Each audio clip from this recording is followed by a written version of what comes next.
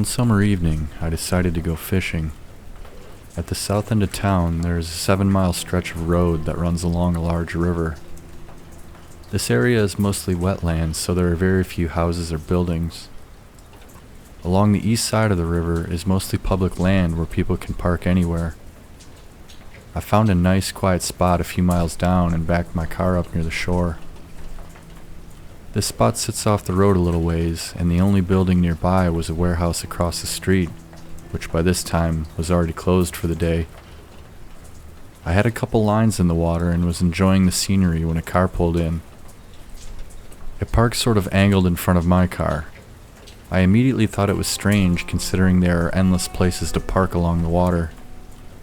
After a minute or two, a couple of men got out of the car and were sort of looking around, checking out the area. They made their way closer to the water, and I greeted them by saying, "Beautiful evening, isn't it?" One of the men replied, "Yes, it is. Are you catching anything?" Right away I noticed that the man didn't speak English very well. He had a very thick accent, which made it difficult to understand him. I made a bit of small talk with him for a couple minutes, but there was something off about their behavior. The man made it sound like they come there fishing often, but it seemed like they were quietly inspecting the area as if they had never been there before.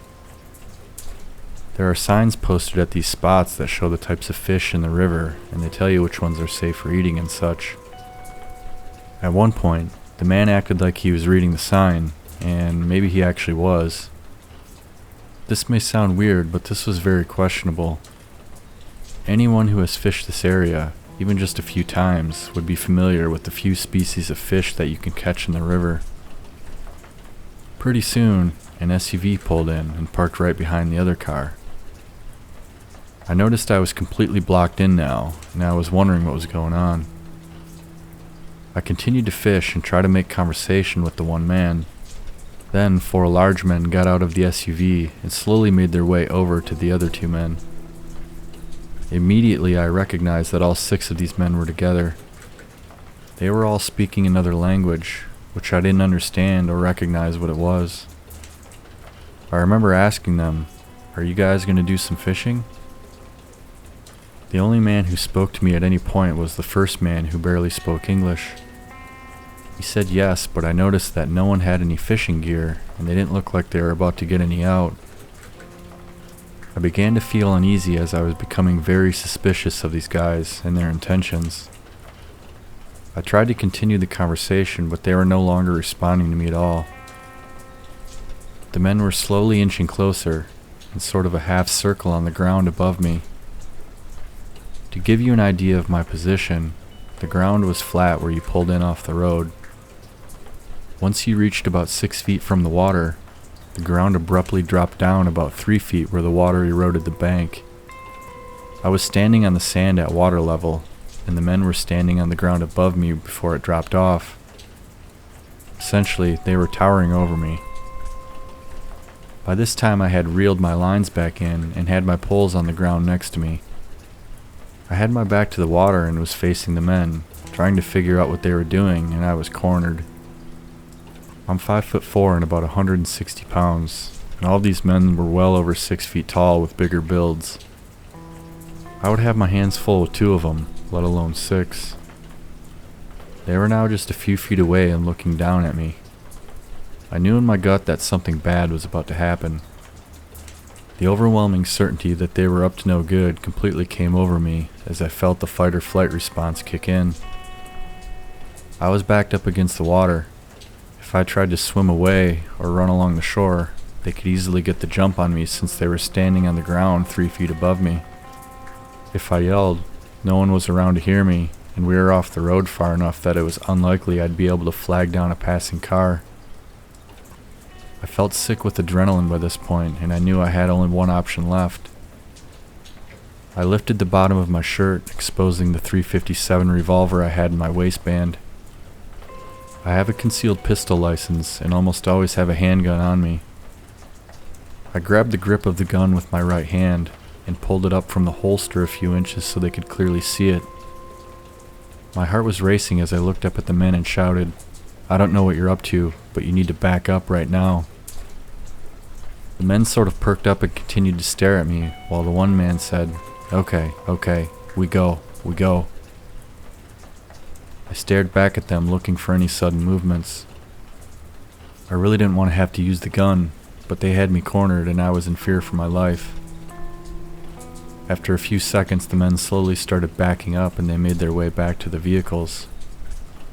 Most of them were eyeing me up the entire time as I stared back at them with my gun just barely still in the holster. The men got in their vehicles and took off pretty quickly. I was so shaken up, I didn't even think to try to get the license plate numbers. I then called the police and a couple officers showed up about 5 minutes later. I explained the situation and gave them a description of the men. I never heard anything more about the situation though. Even if they found them, they never made any threat in English, but I didn't need to understand what they were saying to know that they had bad intentions.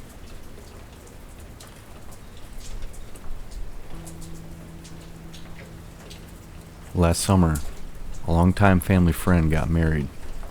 The ceremony was held in an old Catholic church. The town I live in has a lot of old churches, but I'd never been to this one. My sister, Katie, and I went to the ceremony.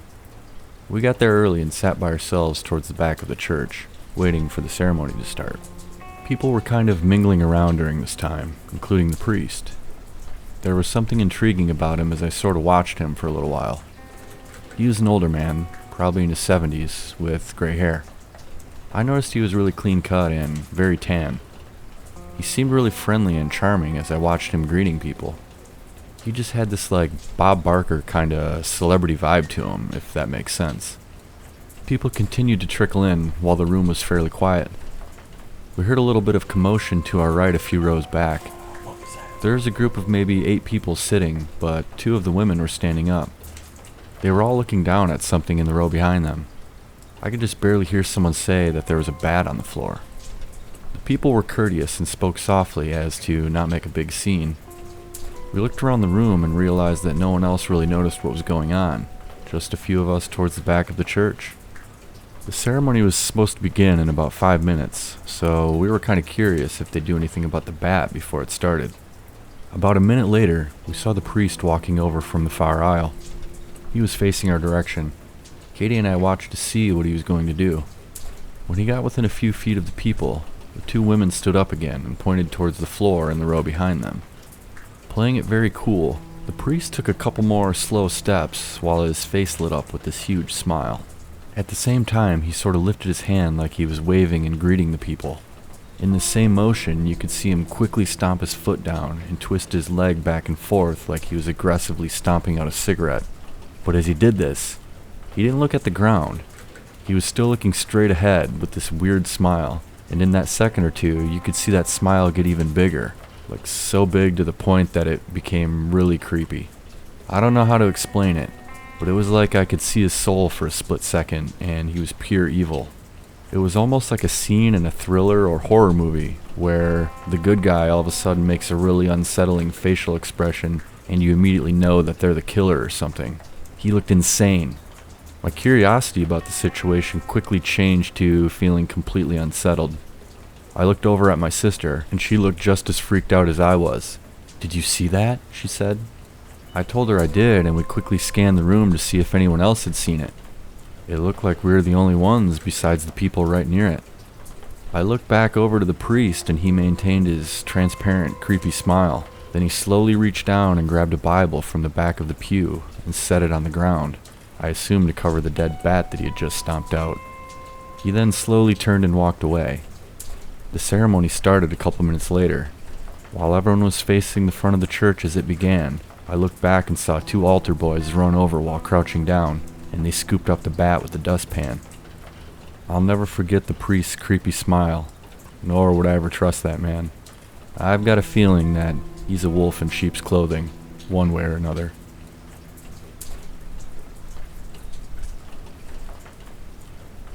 When I was 16 years old, my mother was battling cancer and had been doing so for many years. But during this time, it was progressively getting worse. There came a point when hospice was brought in, and at this time, the decision was made to move her over to my aunt and uncle's home to make things easier. Every day after school, I would drive across town to go see her. One day, I was a mile or two away and was surprised to see the flashing lights of a police car behind me. I had no idea why I was getting pulled over. I wasn't speeding and hadn't broken any traffic laws. I was pretty nervous since this was the first time I'd ever been pulled over. When the officer got to my window, he told me that he stopped me because the tag was expired on my license plate. I responded by saying I had no idea, and he asked for my license, registration, and proof of insurance. I reached in the glove box and handed him the papers. He went back to his car and returned a few minutes later and asked me to step out of the vehicle. He explained that the car was not only not registered at all, but the plate that was on it was registered to a completely different vehicle. I told him that my dad takes care of the registration and insurance, and I had no idea there was a problem like that. My dad had several older vehicles at the time and would transfer a couple plates around every so often if he needed to use one of the other cars. I normally drove a different car, but it broke down recently, so the car I was driving on this day had been in storage for a while, and I was just using it temporarily until we fixed mine. Apparently my dad didn't have his paperwork straight, and I was finding that out the hard way. The officer explained to me that since the vehicle wasn't registered, it wasn't legal to drive at all, and it was going to be impounded. He put me in the back of his car while he called for a tow truck and processed the citations. He asked me where I was heading, and I told him I was going to my aunt and uncle's, which was another mile or two away. He said that once the process was complete, he would drive me over there since it wasn't too far. The tow truck arrived and hooked up my car pretty quickly. I sat quietly in the back of the cop car while he continued to process the tickets on his computer. The area of town we were in was near the edge of the city limit. There was a McDonald's and a 7-Eleven across the street, and there was a fair amount of foot traffic in this area. As I waited for the officer to finish, a man approached the officer's window. He appeared to be in his 40s and looked a little unkempt. I was surprised when the officer rolled down his window and greeted the man by saying, "Hey Melvin, how are you doing tonight?" When Melvin replied, it didn't take me very long to realize that his elevator didn't go all the way to the top, if you know what I mean.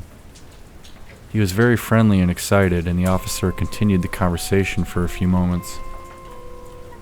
I assumed that Melvin was likely a well-known local that the police ran into pretty frequently, since the city isn't that big. After about 30 seconds or so, the officer tried to end the conversation by telling him he had to finish his work. Melvin clearly didn't get the hint as he kept rambling about how he was heading over to his friend's house a few blocks away. There was another exchange or two, and then the officer, more firmly this time, said, "All right, Melvin, I gotta go. I'll talk to you later, bud." And he started rolling up his window. Melvin finally said goodbye and began walking away. The officer apologized and continued typing on his computer. A couple minutes later, he handed me my ticket and returned my license and papers. He said that we would be on our way in just a second. As soon as he said this, a call came blaring over the police radio. All units respond to a reported stabbing near 32nd and Clinton Street. Suspect is fleeing and the victim Melvin has been stabbed multiple times. Medical is en route. All units in the area respond. When I heard the call, my body went cold as a chill ran down my spine. The intersection of 32nd and Clinton Streets was only about 2 blocks away around the corner, and I knew there probably weren't too many people in the area named Melvin. I felt sick to my stomach. The idea that the man who was just talking to the officer a couple minutes ago had gotten stabbed shortly after he walked away was very unsettling. You didn't really hear of a lot of violent crime in the area either. The officer then looked back at me and said, "I'm sorry, but I can't give you a ride. I have to let you out here." He got out and opened up the back door, and I stepped out. He got back in his car and peeled away around the corner. I was left standing on the sidewalk with a few belongings in my hands, and the overwhelming thought that there was someone who had just stabbed a man on the loose nearby. I had no choice but to start walking. I eventually made it to my aunt and uncle's house without issue, but I was pretty worked up trying to process everything that had just happened. I checked the paper and local news for a few days after. I was always really curious to know if Melvin was alright. Nothing was ever reported in the news, and I never heard anything about it after that.